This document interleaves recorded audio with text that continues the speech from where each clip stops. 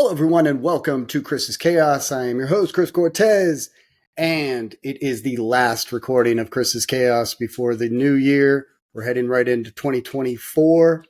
I'm going to do a quick review of the road to Tokyo Dome right before we head into Wrestle Kingdom. So without any further ado, let's get this show on the road.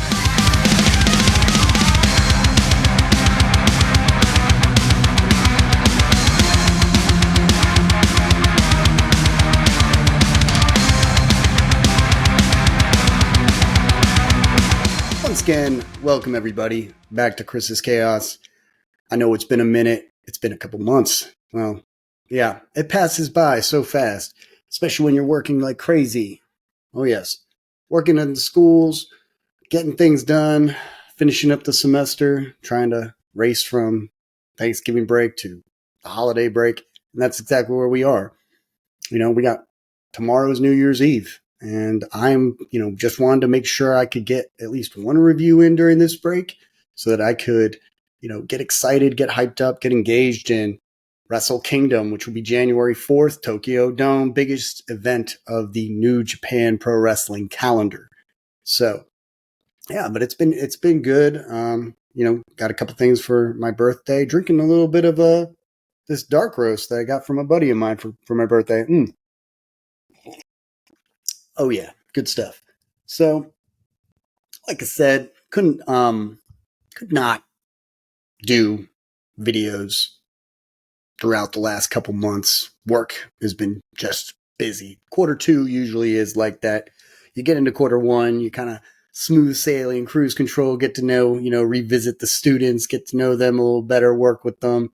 And then quarter 2 comes, you got more standardized testings, you got more, you get more things, deliverables to accomplish. You get more things going on throughout the quarter 2. You're trying to, raise it to the next level so that the kids can take what they can for, learn their standards and get better each day. So anyone who teaches knows that, the first couple weeks are not, the first quarters is just not the same as the second quarter, third quarter.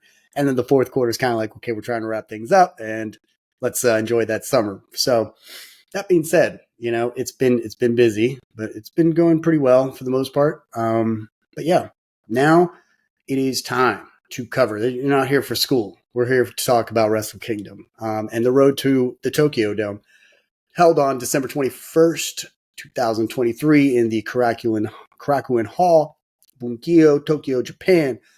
Yes, I'm going to cover both days, both the 21st and the 22nd. Both days, 8 matches. Fun, nothing too crazy. I will say there were a couple matches, going to right off the bat talk about some serious matches. The whiskey ladder match, okay, between Yoshinobu Kanemaru and Taichi. That was a fun match, okay? Anybody who can't appreciate that, I don't know what to say. Then you shouldn't be watching New Japan Pro Wrestling. The match was fun, okay? Obviously, the rules were a little bit vague, and it probably didn't make much sense. They were trying to close off their storyline, the feud that Kanemaru betrayed the Just Five Guys, particularly Taichi. I think he's closest to Taichi, spit in the face of Taichi with the whiskey. So, of course, we have a whiskey ladder match. We'll talk more about that match when we get to it. The other match, I think it was very important, was that coffin match, okay, between the War Dogs, talking about Drilla Maloney and Clark Connors versus Catch 22. Francesco Akira and TJP. That was a really good match. Ended though with a cliffhanger, like with a to be continued. Okay, I guess you could say not really a cliffhanger, but they're going into Tokyo Dome. They have one more match. Okay, and I do see Catch 22 getting their titles back, getting those junior heavyweight tag team titles. So much to cover. We're gonna get into the 2 shows, and then we're gonna do a prediction and a review of the card for Tokyo Dome for Wrestle Kingdom 18. This will be the last show that I do for the new year, but also the last show I do before Wrestle Kingdom. I'm probably not gonna have time to get into it. I understand that there is an AEW pay-per-view, right? At World's End. I might watch that tonight. There's so much wrestling going on. I haven't even been able to keep up with all of the wrestling. And that's just a rare thing in these days. But when you're working, you got a marriage to uphold, you got duties, you got things to take care of, you're traveling, you're going to meet friends, you're trying to keep up with your family. Your second hobby of podcasting, it kind of comes, to second wheel. but that's okay. Because we're here and we're doing it up, and we're gonna have some fun.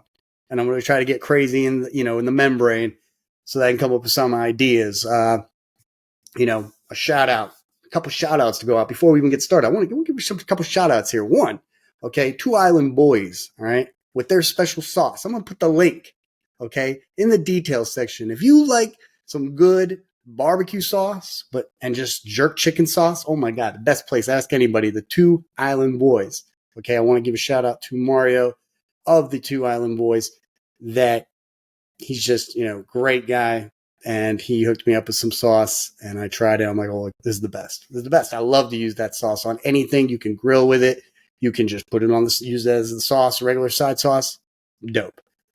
Want to give another shout out to Katrina Funkhouser. Okay, she is. If you have any real estate needs, okay, go see her. I'm going to put the link to her contact information. Okay, Katrina Funkhouser. She will sell like the best of them. Okay, go with Katrina and let her rock you like a hurricane. Now, let's talk about the first night. Road to Tokyo Dome. Okay, it starts off with Masked Horse riding in on a horse. I'm not even familiar with this guy, Masked Horse. He gallops. He's a horse, but he doesn't have four legs. He's got arms and and 2 legs. And, he seems to be doing some sort of like a countdown of each day leading up to Wrestle Kingdom. He has this chart in the middle of the ring, okay, with an announcer. That was cool. Couldn't really understand what was going on, okay. Osamu Kito's Memorial 10 count gong ceremony that happened. Members of Just Five Guys standing out there, and other members of New Japan. It was a big memorial for the legend. Okay. And then we get right into the first match: Masked Horse and Masked Bolton versus Toru Yano and Tiger Mask. Okay. Yano and Masked Horse, they start this off, and Yano, he pulls the turnbuckle off, tosses it to Masked Horse, then grabs the pad of the opposite of the first one, and they start chanting as the crowd claps, right? Yano persuades Horse to toss the pad, to which Yano capitalizes but misses and gets kicked out of the ring. This is standard Toru Yano hijinks, and Bolton in the ring with a gut wrench swing similar to Claudio. Okay, I've seen him do this gut wrench. He's talking around the officials. Chris Charlton, I forget who was also doing the commentary. It sounded like Excalibur, but not quite. Acting like they had never seen anything like this. I gotta say it's definitely Claudio. I don't think that's Claudio in the mask, but yeah. And Masked Horse in control, gallops around the ring right into Tiger Mask's backbreaker. Bolton back in the ring. Yano and Tiger Mask work really well together until Masked Horse applies the Keto Clutch. Okay, that is Osamu Kito's hold for a roll up into a victory. So that was a nice little comic relief icebreaker type of match, and that was about it. Now, one thing, we're going to get into the second match. We got Oscar Lube and Yuto Nakashima versus Zack Sabre Jr. and Kosei Fujita. Okay. This is the first time I really started getting right into that new. I've been watching the app a little bit, the new updates. I'm not sold on it yet. There's clearly still has a lot of patchwork to do to get that New Japan World app going. Okay. I'm still watching it on my computer. Not really getting much out of it on my, I downloaded the app. Still can't, until it shows up on a Sony PlayStation 5 or an Xbox or even a smart TV, let's get it on the smart TVs, all right? Get it on a Samsung, get it on the Sony, because until then, it's pretty much useless, all right? Where they got some deal with Fire Stick? No, I need it on my TV. So anyways, but there were some issues, like they don't have a lot of audio commentary, English commentary, subtitles. The backstage commentary, the way they break down the show into these episodes, and for the most part, it works. But I'd rather just play the whole show and let me just handle the chapters. Let me handle the breakdown of the matches, and then they have a backstage commentary at the end of the show. I can't even load the damn thing, so sorry, but yeah, not working too well. They have work to do on that New Japan World app. So got me thinking about that when I was watching the Masked Horse, build up the introduction. It wasn't that entertaining because, quite frankly, I didn't understand what was going on. So come on. But second match, Oscar Lube, Nakashima, Zack Sabre Jr. Still incredible as ever. Kosei Fujita, only 21 years old. That's what I heard. I was like, wow, Fujita's only 21. This guy's got such a career ahead of him, and he's already doing work like this. So a little talk about Tanahashi versus Sabre. Again, that's going to be a hell of a match. We're going to talk about that Wrestle Kingdom from the commentators. A little shoving contest between the two as far as then Yuto and Fujita. They start getting into it. Some chain wrestling. Yuto, the stronger of the two, with a shoulder tackle. Tag to Lube. Liube. Sorry, I have a little bit of trouble with that pronunciation, so I keep thinking Lube, but Libe. And they stomp Fujita. Hip toss and an elbow drop by Liube, and these two are just working outstanding together. I got to say, these two guys worked great together. They're young lions. They need to go ahead and get more developed into a kind of look, get their characters going. They're ready to go. But Zack Sabre hits Yuto in the back, gets struck for his efforts. Sabre gets the upper hand of the exchange on the apron. You know Zack is just crafty as a crafty veteran gets. TMDK, they gain control. Sabre quickly isolates the arm of Yuto with the speed I have not seen from Zack Sabre. He's getting faster. I mean, just when you think this guy can't get any better, he's getting better. Okay, and he was working like the speed of like a Bryan Danielson. We'll talk more about the comparison as we progress into the second night. But Zack Sabre, he's going very fast, faster than he is. He's usually technical. He's usually more strategic. And not to say that he wasn't strategic, he's picked up the speed. Yuto does gets some space to land like an attack, bringing Sabre down. Then fends off Fujita to a high tag, Libe, and big boot to Fujita in control until Fujita lands a high German suplex. Sabre back in the ring with Libe, who gets a knee and a near fall. Libe, too much for Zack Sabre to apply any kind of hold at one point. It looked good. Would love to see these two in the ring down the road. Sabre uses the sleeper, though, into a dragon for the tap out. Eventually, he's got a sleeper hold, just basic, fundamental, locked the legs around the back. He's got he's on top of his back, but then turns it into a dragon sleeper variation. Gets the tap out. What do you expect? It's Zack Sabre Jr. Then he applies a submission on Yuto, send a message to Tanahashi, okay, because they have a relationship. So, yeah, it's going to be great. We're going to talk about that match later on. Third match, TJP, Francesco Akira, Callum Newman, the Prince of Pace versus Clark Connors, Drilla Maloney, and Gato. I got to say, these Catch-22, TJP, Akira, and Connors and Maloney, these guys are like the VIPs of the last two nights. They really built up their matches. They're going to have one hell of a match come Tokyo Dome. It might be the sleeper of the night.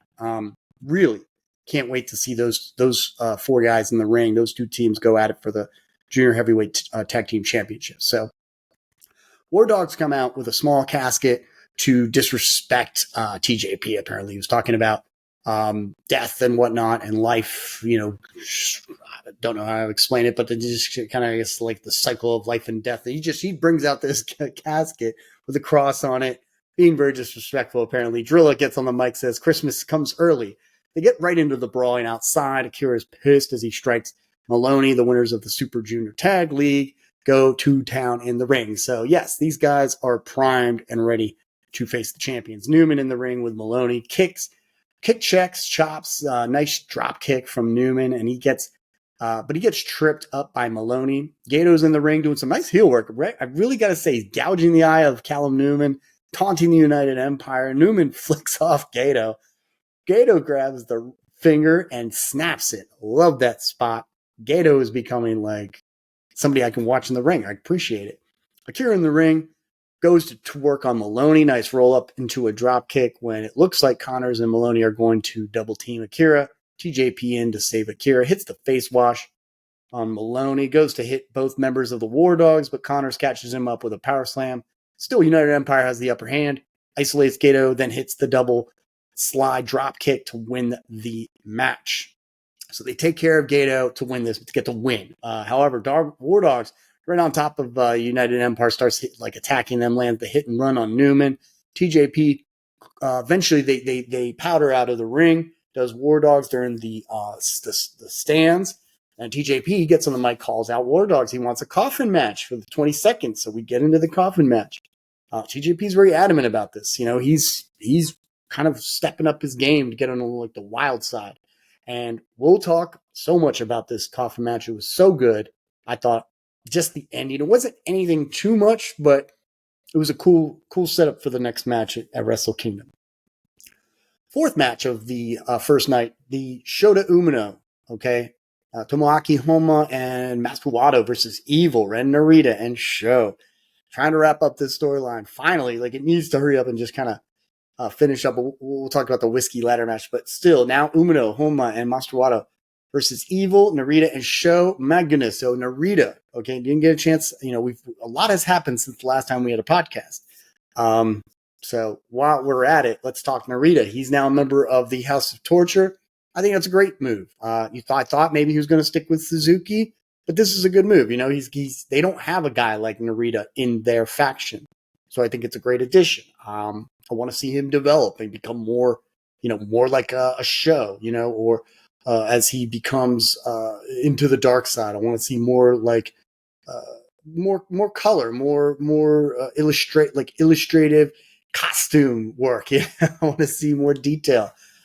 See this guy come out with like a big scythe or something. Let's make this guy. He comes in. He's got an apron. He's got this like robe with cape, hoodie. Okay, that's fine. He's like a disciple of the House of Torture. Let's get a scythe in there. Let's get some sort of thing going with this guy. But yeah, he's in a faction now. So Ren right to Umino on the outside.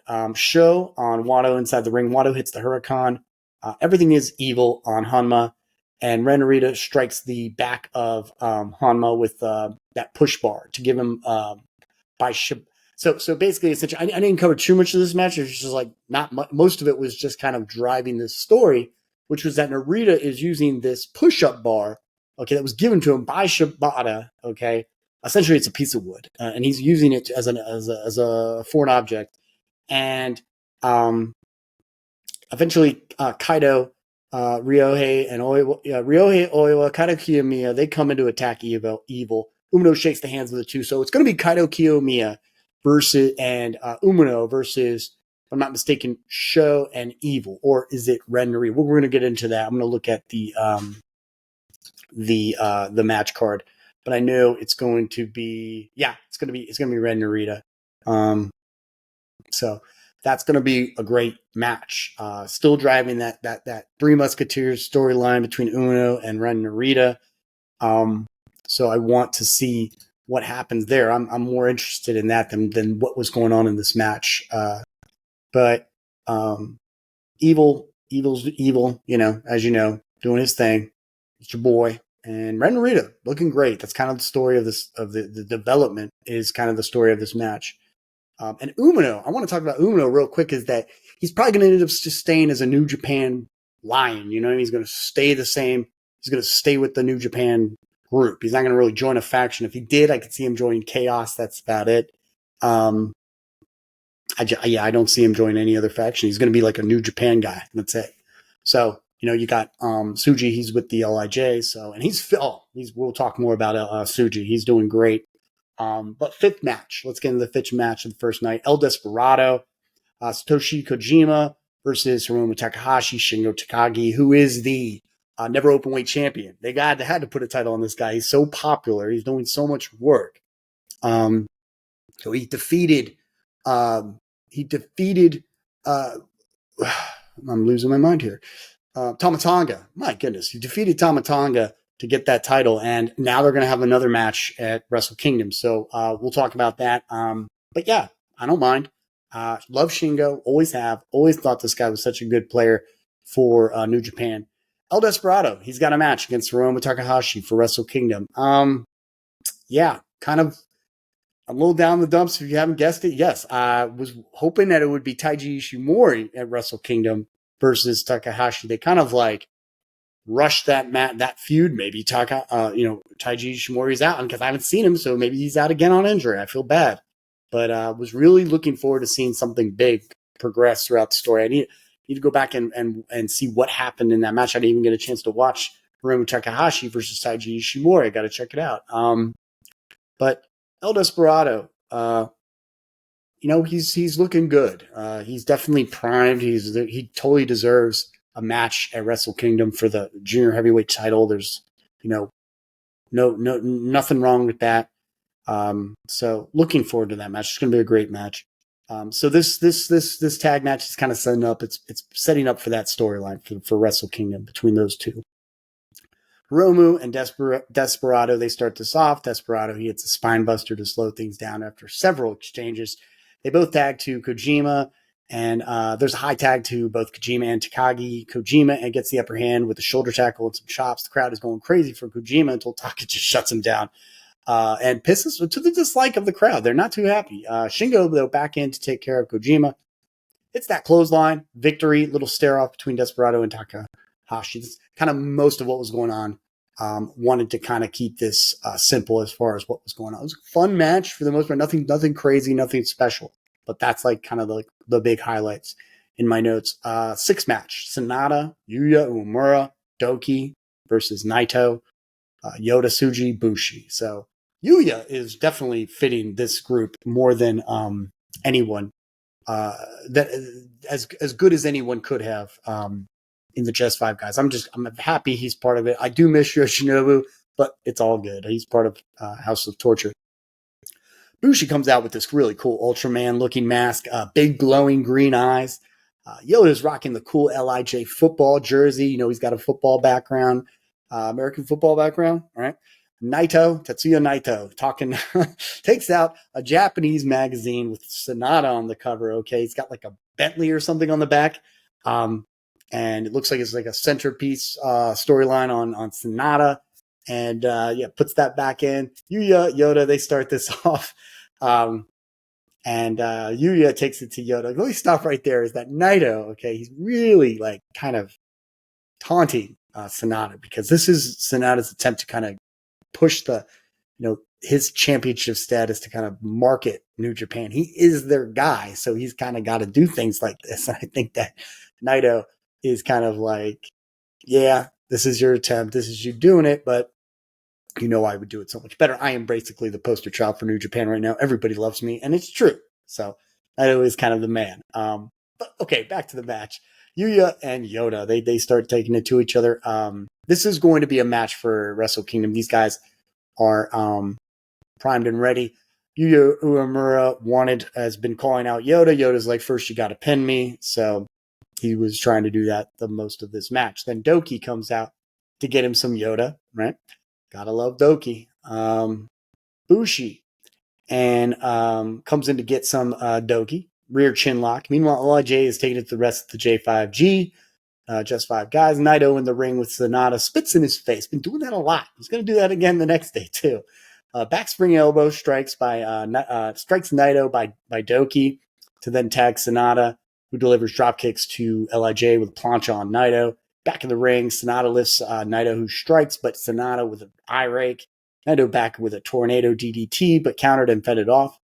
Naito hip toss into the backbreaker, but right on the neck. It's great. And Yoda misses the splash. Sonata hits the Hurricane Rana, and Yuya tagged in back on. He's back in on Yoda. Tsuji, Bushi, and Naito, their little teamwork handles Yuya. And till Doki comes in, he cleans house for a little bit, gets tossed right out, though, into just thrown like suicide dive right into Yoda Tsuji. Okay. And then we got Sonata traps Naito, who sells the hell out of this like one application, that's one submission. Yuya hits the deadbolt on Bushi. Okay. Nice little bridge for an applied for the victory. So Just Five Guys are looking really good as they go into Wrestle Kingdom. All right. And we'll talk about that again as we go into the second night of Road to Tokyo Dome. So, really like that spot where it looked, I believe it was when I want to say it was Doki who gets tossed into Yoda, who's outside. It was pretty cool. So that's a nice little spot. Fun match.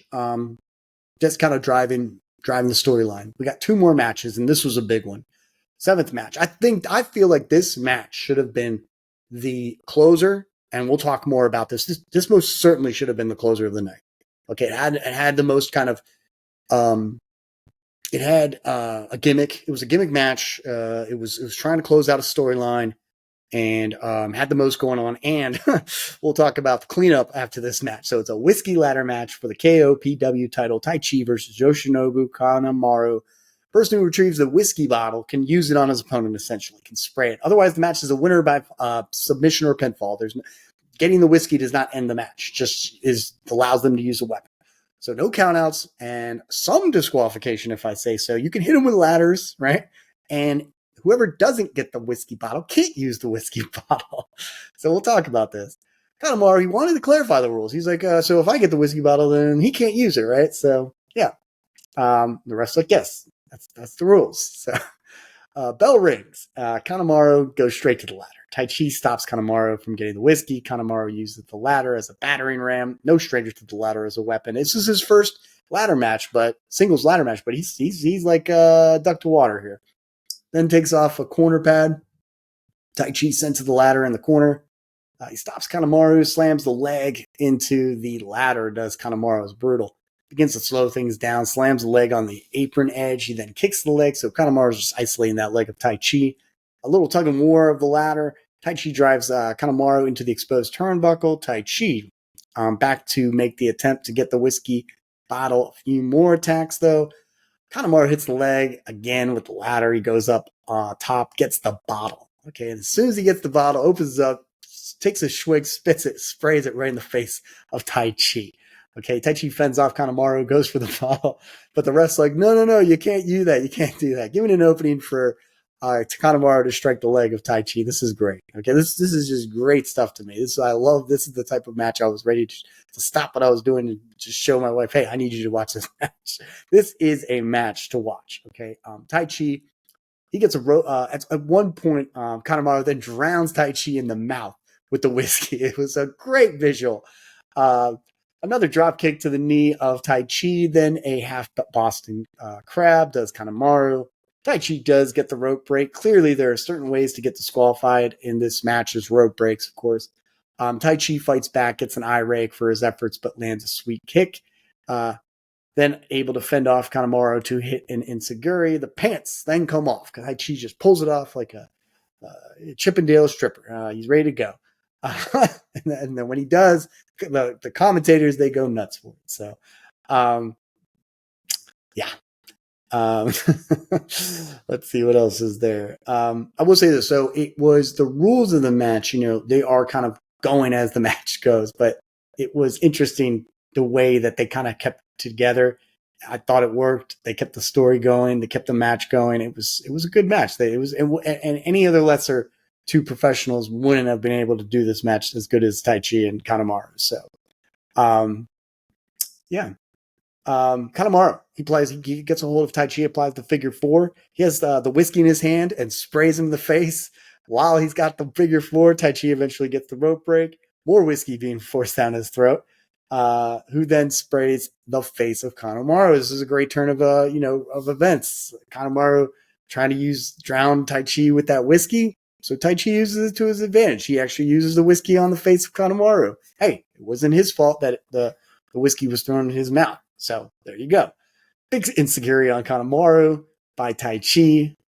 Grabs the whiskey, does Taichi, and he's going to shove the ref, looking like he's really going to attack him and get disqualified. And if he does, the title will change hands apparently. So, but he doesn't. He throws down the bottle and hits a back suplex. Looks to win until lights go out, and then House of Torture shows up.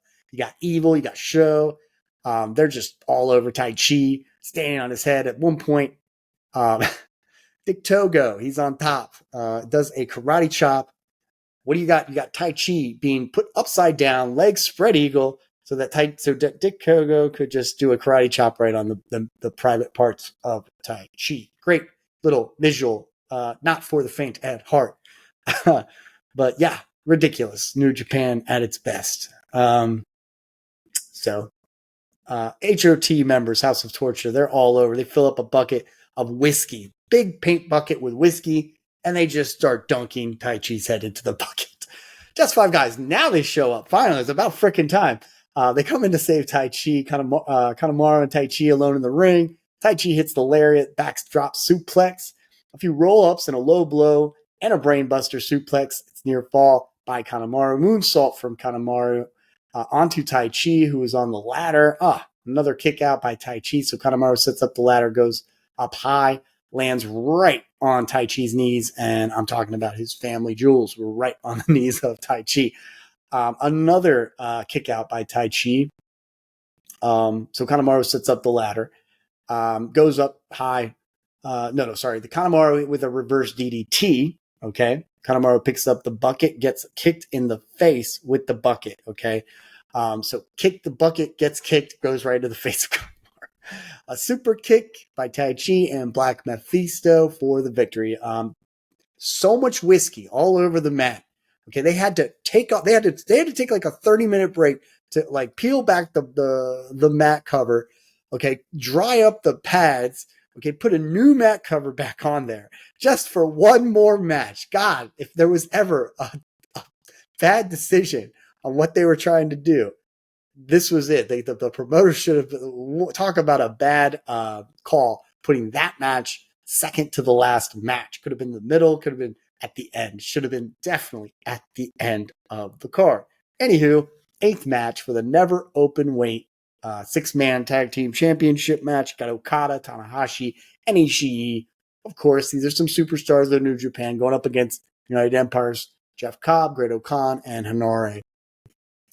So Cobb and Okada, they start this off. Clean break. A little swagger from Jeff Cobb as he mocks Okada. A little more shenanigans before it gets hard hitting and United Empire takes control of the situation. Ishii is tagged in. Can't do much to stop the onslaught from United Empire. Tanahashi comes in. Hits this dragon screw on pretty much every member of the United Empire. Cobb hits back suplex to counter the sling blade. That looked good. DDTs by Okada to Khan as he makes his impact. Okada is cleaning house. Standing moonsault to Tanahashi as the other members of United Empire stretch out Tanahashi. That was a good one by Jeff Cobb. Moonsault. Claw by Great-O-Khan applied to Okada and into a variation of a bow and arrow. That was a cool spot. And then it looked sick, yeah. So then Ishii with a lariat to take out Great-O-Khan. Dropkick by Hanare by Okada. To Hanare by Okada. DDT to Khan with the help of Tanahashi and Ishii. Okada goes for the pinfall, only a 2 count. Okada goes up, hits that big elbow. Khan ducks a Rainmaker. Swing out slam, sidewinder by Great-O-Khan. Eliminator blocked by Okada into a lariat, a gut wrench into the knee, and then the suplex to Ishii. So Khan, he's just leading the way here. He's attacking. They have a good exchange between Ishii and Great-O-Khan. And tag to Hanare, big kicks to Ishii, then that berserker. Backdrop by Ishii, spinning wheel kick by Hanare. Hanare, again, now he's doing his thing with the exchanges with Ishii. Streets of Rage almost applied to Ishii until Okada saves the day. Jeff Cobb comes in but can't stop the momentum of the champs. Awesome lariat to Hanare by Ishii. Spine buster by Hanare. Headbutts exchange. Big kick from Hanare. Almost gets Streets of Rage countered though to a headbutt and a sliding lariat, but only a near fall. This is from Ishii. Vertical brain buster.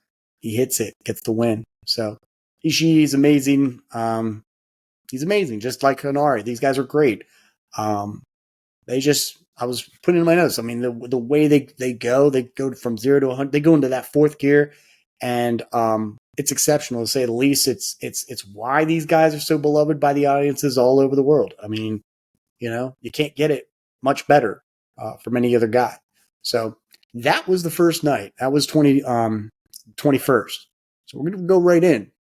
I'm going to go right into the second card, okay, the 22nd. We're going to talk about these 8 matches, and then we're going to do our predictions. All right? So, December 22nd, okay? Also, Korakuen Hall, Road to Tokyo. All right? The last card, right before Wrestle Kingdom. We've got the first match, Togi Makabe and Shoma Kato versus Satoshi Kojima, Katsuya Murashima. Okay? Makabe, I just wanted to kind of rush through this match. I paid some attention to it. This was essentially This was essentially a bury. What do you call it? Oh my gosh, I'm like having watched matches like this, but it was a squash match. Jesus. This is essentially a squash match. Maccabi applies the Boston Crab on Murashima from the win. So that's it. You got Masked Horse and Bolton versus Toru Yano and Yo this time. And yeah, Yo and Toru Yano, they get the win this time. Yano spanks Horse with an iron rod. Like he's trying to win the Kentucky Derby, okay? Yo strikes Bolton in the back with the rod. Apparently Bolton speaks native Horse, is what the commentators are saying. So yeah, they have a real good relationship, Masked Horse and Bolton. What do you think it'd be like if you could speak horse? What a dolphin, you know? Like, it's one thing to be able to speak dolphin. We know that, but it's horse too? Okay. Native horse. So, Yo gets a roll up. This is as opposed to colloquial horse, right? Anyways, Yo gets a roll up, cover pin for on Masked Horse for the win. That was that. So yeah, still love Yo. These are all comic. This is a comic relief match, so it wasn't too invested in it. But then you got Tomohiro Ishii versus Callum Newman. This was a good match, third match, nice little match just to test Callum Newman. Nobody's expecting him to win, but I got to tell you, at one point I was like, whoa, Newman might have. I wouldn't have been surprised if he got the victory. The way he was performing on this night, the crowd went crazy for both wrestlers, and at the end of the night, at the end of this match, they were chanting Newman. It was great. Or Callum, they were chanting Callum. Match starts with the light chops to Ishii by Newman. Not a great idea, but Ishii shoulder blocks Newman. Newman continues with forearms, but just cannot stop the might of Tomohiro Ishii, the Stone Pitbull, who takes Newman down, applies a Boston Crab. Newman gets the rope break. Nice rolling forearm, sends Ishii to the corner, setting up for a nice running drop kick. Ishii comes back with a suplex. Big kicks from Newman into a moonsault off the top, the turnbuckle to the floor. That was a nice spot by Newman. Newman is in control. German from Newman, a German suplex, but lariat from Ishii, near fall, Spanish fly. Very nice from Newman after several exchanges for a very near fall. So we talk about this. We talk about how Callum Newman really was starting to convince us that he was going to win. A tiger suplex from Newman, another near fall. Nasty headbutt by Ishii. Whenever you hear it, I don't know who slaps the leg or who does what, but whenever he hits that headbutt, it suspends disbelief and sounds sick. Okay, love it from Ishii. Ozcutter by Newman, near fall. Little respect to the Ospreay, Will Ospreay. Sorry, I forgot your name, buddy, because you haven't seen you in New Japan. You're in AEW now, and I still haven't seen you in AEW. But we'll consider that later. We'll talk about that later. Newman misses the Phoenix Splash. Ishii hits the Enziguri and lariat, near fall again. Newman blocks the vertical into a roll up, near fall. Sliding lariat from Ishii, then the vertical suplex for the win. Chance of Kowloon fill the arena. So, yeah, maybe he is the guy to take the lead. Got to say a little bit about Will Ospreay. Not sure what's going on. Maybe he's got to be injured because he had such the news was going through the internet wrestling community about Will Ospreay joining AEW now full time, still making some appearances for New Japan. Maybe that's just what's best for his business, and that's fine. I'm not going to judge. I kind of feel like he would have fit in New Japan much better. He's kind of just seems to me like a more international superstar. Not to say that AEW doesn't provide a lot of exposure for international wrestlers, but I just felt like he had a place in New Japan.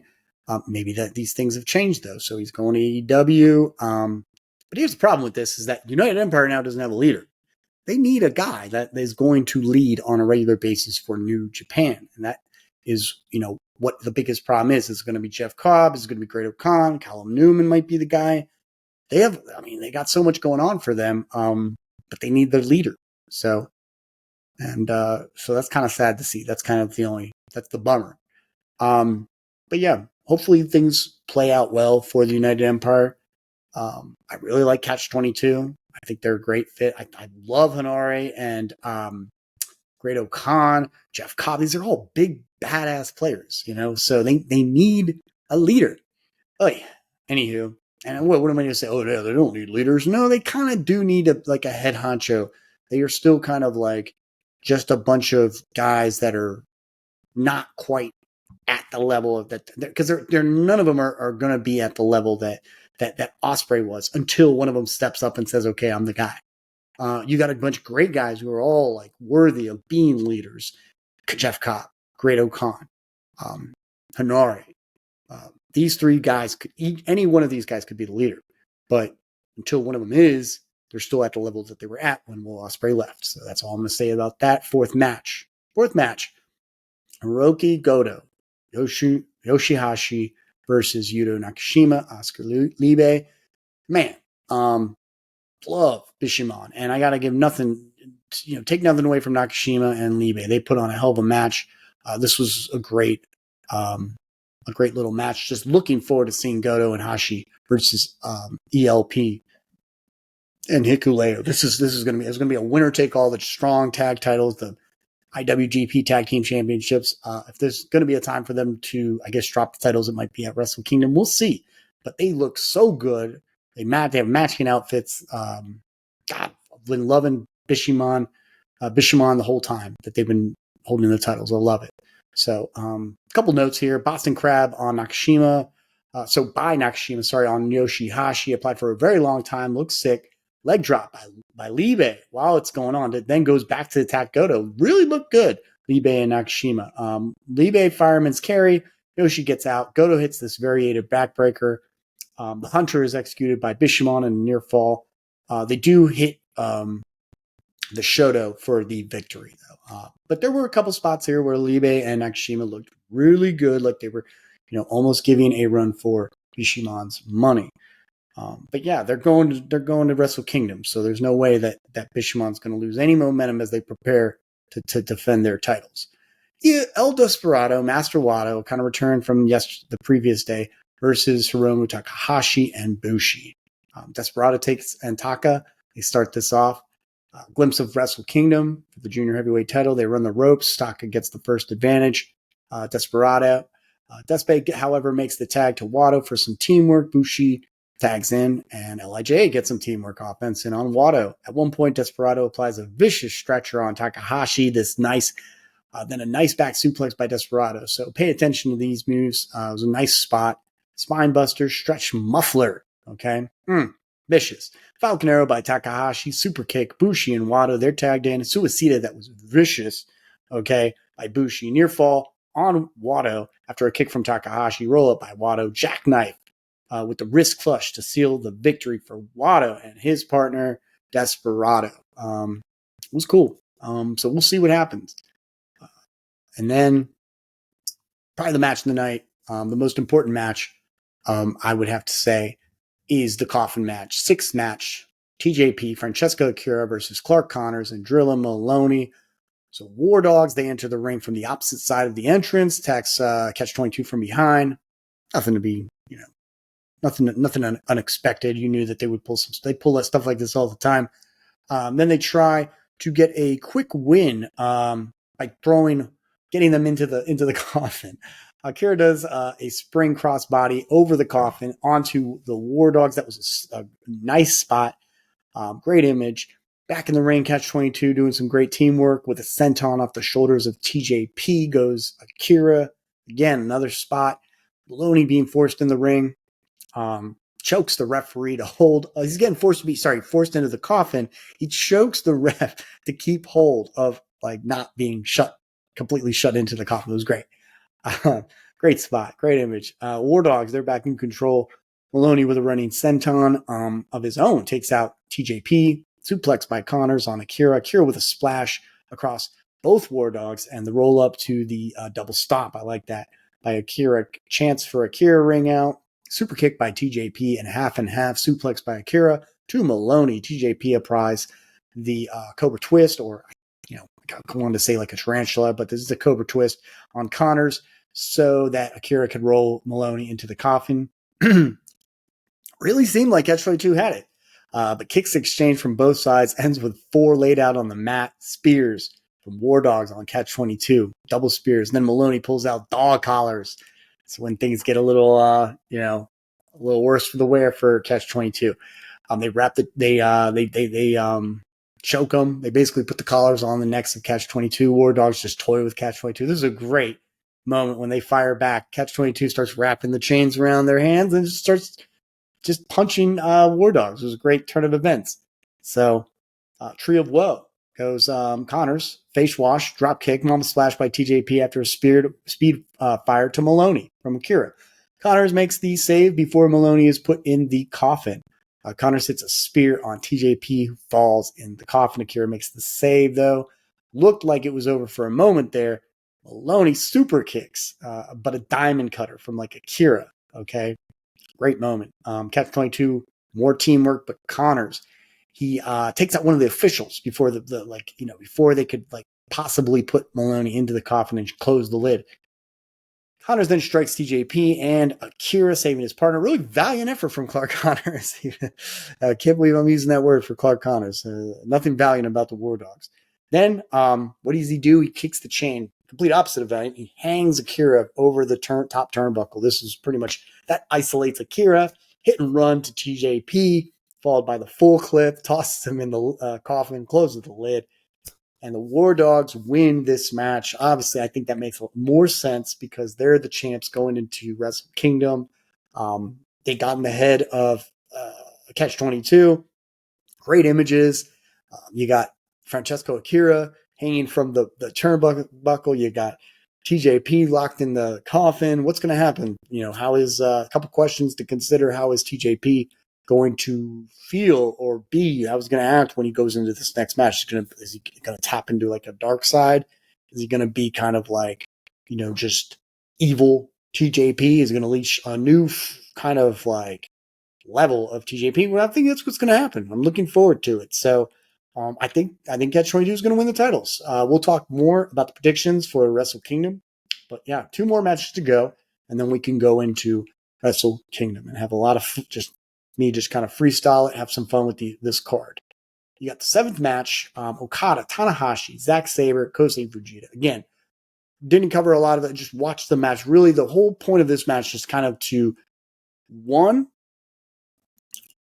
a little bit of build up for Tanahashi and Zack Sabre. That's 1. 2, though, I think even more so, is to give Okada a dance partner, okay, as he prepares for his match against Bryan Danielson at Wrestle Kingdom. And Zack Sabre, with his abilities, he's at the level of Bryan Danielson. You saw the match between those two. Zack Sabre gave him a run for his money. This is the guy that could definitely test Okada to his limits, and that's exactly kind of what happened here. We got a nice Cobra twist applied on Okada by Sabre. Soon he applies that Indian Deathlock, looked vicious. At one point, he's got Tanahashi in a headlock, and he's got the Indian Deathlock applied on Okada. Great. Then lets go of Tanahashi, grabs the arm of Okada, puts on another submission. I mean, he's just beating the hell out of Okada. Then gets Okada, he gets this pinfall with a nice technical roll-up on Kosei Fujita, kind of like something you'd see out of Bryan Danielson. So not expecting to go any other way as far as like who would win and who would take the pin. Kosei Fujita needed to take the pin. Can't see a pinfall on Zack. Can't see a pinfall on any of the other guys on the other side. So it made a lot of sense. Little stare down between Zack and Tanahashi. We're going to talk about that match after this next match. We'll talk about all the matches for Wrestle Kingdom. They got a hell of a card set up. It's going to be one night. First time. Well, last year was also one night for the most part. But this is the second year in a row that they're only going to have one night following up the new year. And I like it. I gotta say, I mean, I feel like they could have had a 2-night, but I guess just, I mean, I'm hoping, I mean, for me, I have a feeling that it seems like with everything that's going on in AEW and everything that's going on with WWE, now New Japan's the ones that are suffering. They're the ones that started a 2-night kind of special event. Their biggest show of the night, of the year, the biggest event of the year is a 2-night. They were the ones to do it. Then WWE went ahead and did WrestleMania. I do not see night 1 and night 2 going anywhere for WrestleMania. It's going to be the same way for years to come. But if anyone's going to, get the blunt end of it, is it was going to suffer from it, it's going to be New Japan. So, kind of sad, but nevertheless, they have a hell of a card. Okay. And we're going to talk about that. 8th match, Sonata, Taichi, Yuya Uemura versus Tetsuya Naito, Shingo Takagi, Yota Tsuji. Great. This was a hell of a match. Really sets up the stories between Yuya Uemura Yota, Tsuji, they kind of led the way. And then you got Sanada, Tai, and Naito. So, and Tai Chi's coming off his win. So with Kanemaru, so he was feeling good. Sanada and Naito, they start this off. They lock up, clean break. Little spit from Naito though. Sanada rubs the spit on Red Shoes' shirt. Clean break from Sanada. Still a spit from Naito. Okay. Naito targets the arm of Sanada. Sanada for the waist lock, drop toe by Naito. Back to the arm bar goes Sanada. So a nice amount of chain wrestling. Naito tags in Shingo. Sanada bows out. Yuya reluctantly comes in. Calls out Yoda. Though Yoda is in. The crowd loves Yoda. The crowd's going crazy for Yoda. They also love Yuya though. Chance for him as well. They lock up over Takagi. He runs in, attacks Uemura, and follows up with the teamwork from Yoda. Tsuji is in control of Yuya Uemura, who stays in the corner of LIJ. Takagi with a knee and a clothesline from Shingo. Man, Naito in, but not before snapping the wishbone, so to speak, the legs of Uemura. So he is isolated for some time, and he's stuck in the corner of LIJ. It's going to be a minute before he makes the tag to the other members of Just Five Guys. He fights back, only to receive drop kicks from Shingo. Attacks to receive a drop kick. Shingo attacks the rest of the Just Five Guys on the apron. Crossbody by Yuya to Yoda, sending him out, and Yuya finally makes the tag to Tai Chi, who kicks Shingo Takagi to hell. Then an enziguri to Naito, and another kick to Shingo. Double clotheslines from Tai Chi and Shingo. They're tearing into each other, these two. And high tags to Naito and Sanada. Okay, an arm drag, elbow to the head, and drop kick to Naito. So arm drag and elbow. Let's see, to the corner, Naito hones in on the neck, full Nelson with the leg. So it was a nice little move. Sanada breaks the hold with his leg on the rope. On the corner, Sanada slips out, leaps twice, and drop kicks Naito. Moonsault lands on his feet. Both finishers blocked, but Naito hits the Tornado DDT. Yoda and Yuya in. Yuya wins the exchange with an arm drag and a double-handed arm strike, then a back suplex, near fall. Tai Chi goes after Shingo. Yuya seems to have his number. Delivers a Uranagi on Yoda. Shingo catches Uemura, and Naito targets the neck, followed by a lariat from Shingo and Yoda with a Boston Crab from Yoda. Tai Chi kicks the back of Yoda. Sanada comes in to receive an arm drag, a backbreaker from Naito. Yoda with a Falcon Arrow to Yuya, near fall. Then Yoda with a stomp, hits that stomp. A spear from Yoda is countered into an arm drag. Looked cool. Pinfall victory, all right, for Just Five Guys, Uemura. He pins Yoda. He's bleeding from the mouth. He looks enraged. He's intense. He asks Yoda, are you going to let it end like that? Tsuji responds, just like I promised, we're going to have a singles match. Question is where? Yuya shouts Tokyo Dome. So Yoda says, get the stage ready. There you have it. There you have a match. We'll talk about that. Naito then gets on the mic. He calls out Sanada. Sanada says, sorry, Naito, Just Five Guys won this match, so if you don't mind, take your leave, get the hell out of here. Naito obliges. He's ready to go. Everyone who's ready for this match is ready for this match. We are all ready for Wrestle Kingdom, okay? We've been ready since like August. All right, we're ready to go. Tai Chi gets on the mic to plug his YouTube channel. Sanada with two bits of news. One, the Just Five Guys will be in a commercial for a vinegar products. Okay. The other, he's hesitant to say, but he'll say it. December 24th, okay, 2 days later, is Doki's birthday. So big chance for Doki. Love Doki. Doki says he's grateful, but today is not my birthday, so thank you. Moving on. Sanada says, let's see if we do get a preview of the Tokyo Dome. So little hints of like what he plans to do. He wants to win. He wants the cell phones to come out, get the lighting going, close the lights. So he does that in the Karakuin Hall. And next time he says, we do this, it'll be in Tokyo Dome. Taka Michinoku says, we told you we were going to change everything. Just Five Guys are on top. Tai Chi takes his pants off. Here we go. Love Taka Michinoku when he gets on the mic because he is essentially the guy that starts off the theme music for the Just Five Guys. It was cool. And that is your Road to Tokyo Dome review for both nights 1 and 2, December 21st, December 22nd. Let's get into Wrestle Kingdom. All right. So both these nights, little final build up, but this card is ready. Okay, we've been waiting for a long time.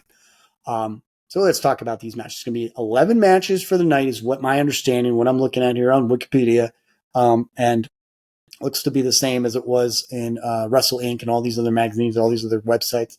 But you got a New Japan.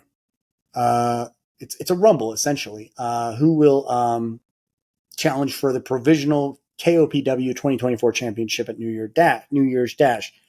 So that will probably get everybody in who isn't in a specific match. So we'll see. I have no real prediction as to who would win, but I will say that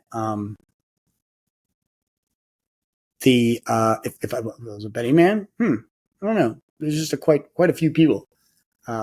Really don't know who's going to be in that Rumble, so that'll be a good point to check out who's going to be in it. So many different competitors.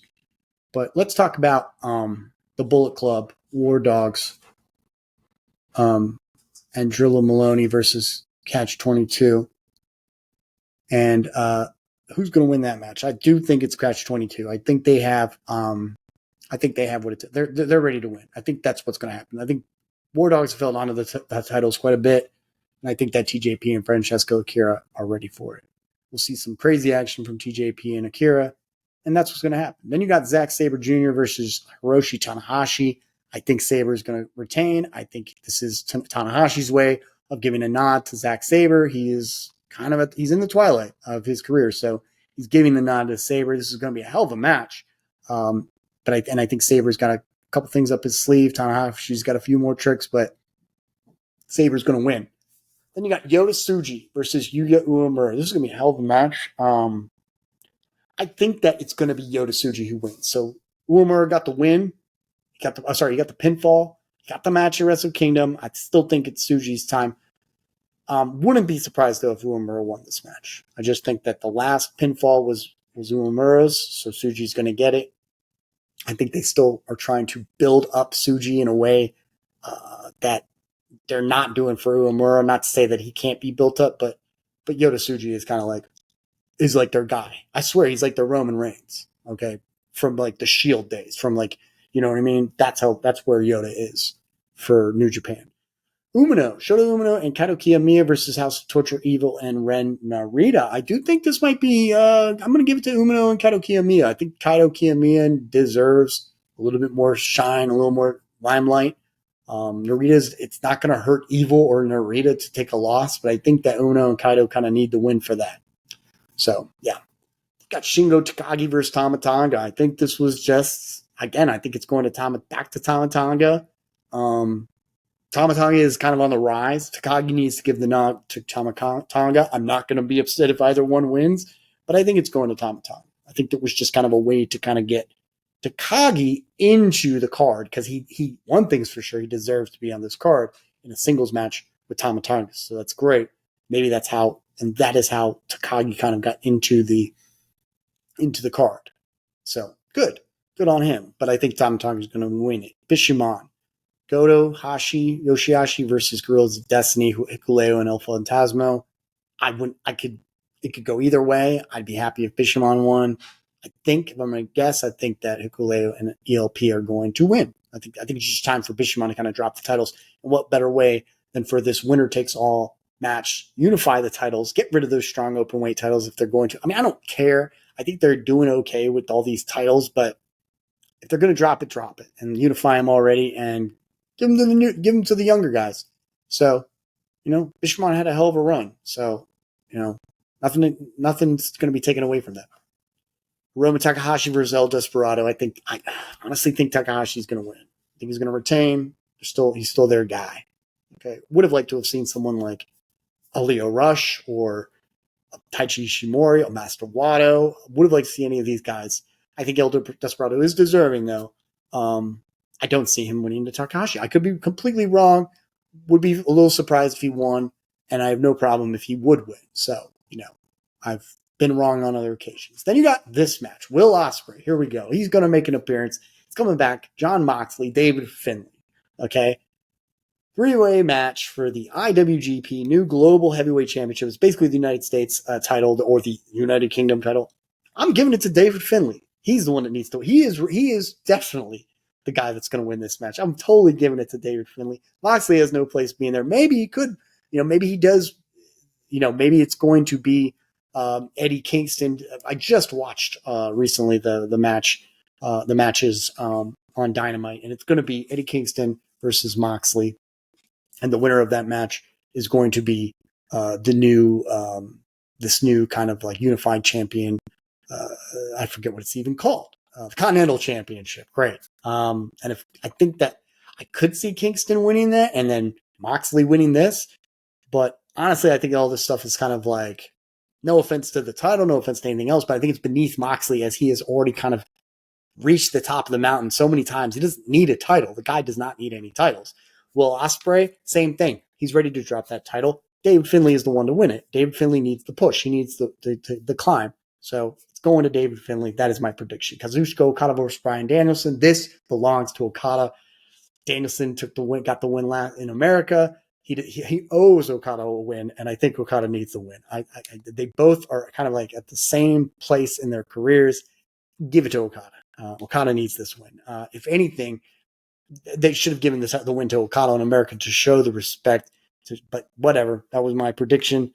But yes, as soon as I saw Danielson in the ring but Danielson's kind of like on a heel. Really, people are not chanting his name. They were totally cheering for Swerve between him and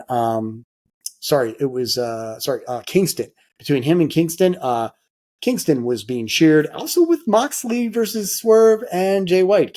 Swerve, he was the guy, and I kind of, I know they're going to have something else set up for Swerve Strickland, but Danielson's definitely kind of, wore out his welcome as far as like a face goes. People love him, and I think he's like, he's as good as it gets, but he's not needing the nod yet. I think kind of needs this win.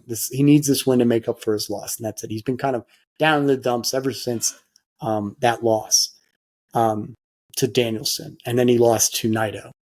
And I believe he lost to Will Ospreay too. Yeah, so there you go.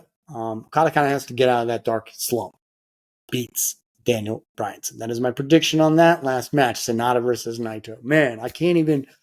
What can I say? I don't even want to predict this match. I want Naito to win, but I also totally see Sonata winning. I think the Sonata is deserving of the win, and I think that Naito would be the one to give him the nod. They're trying to push Sonata to be the champ, then let him win. Let him beat Naito. So honestly, I think it makes more sense for Sonata to win this match. However, Naito is on another level. Everyone is cheering Naito. Naito's going to get that moment that he needs. I am totally cheering for Naito. I don't care if it makes more sense or less sense, but yeah, want Naito to, personally, I want Naito to win. I wouldn't be surprised if Sonata won. So I'm gonna. I have been predicting against Naito ever throughout all of the G1, and sure enough he won. So I'm again gonna say it makes more sense for Sonata to win. I don't want him to win. I want Naito to win, and that's it. So that is your review for Road to Tokyo Dome and predictions for Wrestle Kingdom 18, guys. It's been great. We just reached the hour.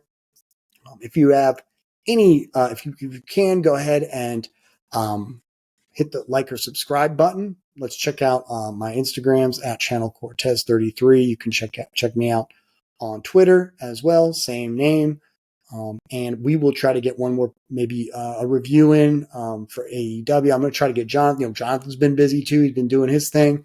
Maybe we can get another Shoots and Swerves video in to start the new year.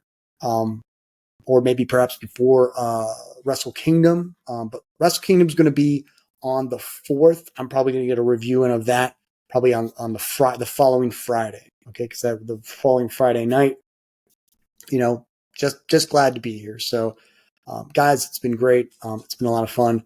And you all have a happy new year. It's going to be tomorrow night. Enjoy yourselves. Have a beer on me and have a blast. Let's make 2024, a hell of a year. All right. A couple more things. Michigan, Alabama, going for Michigan. And tomorrow we got hopefully some. I believe the Lions will be playing. They're leading their conference. Let's see. Let's get them to lead. Sorry, their division. Let's get them to lead the whole conference. So okay. On that note, I'm gonna let you all go. It's been great. See you next time, and have a happy New Year. Take care.